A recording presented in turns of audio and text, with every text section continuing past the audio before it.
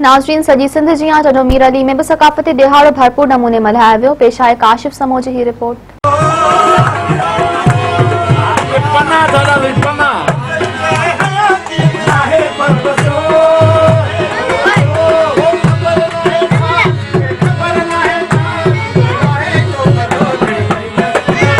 जा जेके सकाफ़त जा रंग आहिनि सॼी सिंध में जेके मल्हाया वञनि त स्पेशली मेरान टीवी जेको ही प्रोग्राम करे थी पई मच कचहरियुनि जो या उनखे प्रोमोट करे थी, कल्चर के प्रोमोट करे थी पई, सिंध जे अजरक के प्रोमोट करे थी पई, सिंध सदियुनि खां जेका आहे उन सां गॾु गॾु अॼु जे हिन दौर में जेको आहे ॿेटनि जो मसइलो आहे उहो मेरान टीवी उथारियो आहे।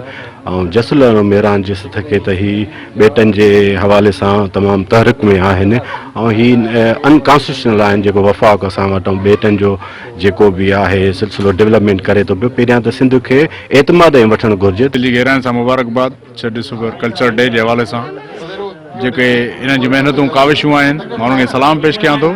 ऐं ख़ासि करे अॼु जेको 6 डिसंबर जे हवाले सां असां हर साल जेको ॾींहुं मल्हाईंदा आहियूं कल्चर डे, इनखे ईद जो ॾींहुं सम्झी करे सभु दोस्त मल्हाईंदा आहियूं सिंधी। ऐं तव्हां इन्हनि जे तवसुस सां चैनलनि जे तवसुस सां असांजो कल्चर ॾिसो था अॼु दुनिया में मशहूरु आहे।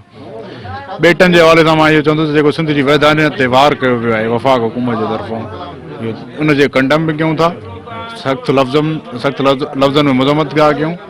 ऐं जेको वफ़ाक़ धाड़ो हयो आहे सिंध जे ॿेटनि ते ऐं उन्हनि खां अलावा जेके बि असांजी ॿियो एग्रीकल्चर लैंड आहिनि ऐं उन्हनि हवाले सां ऐं मेरान टीवी खे जस लाइणी जंहिं हिन इशू खे खयो आहे।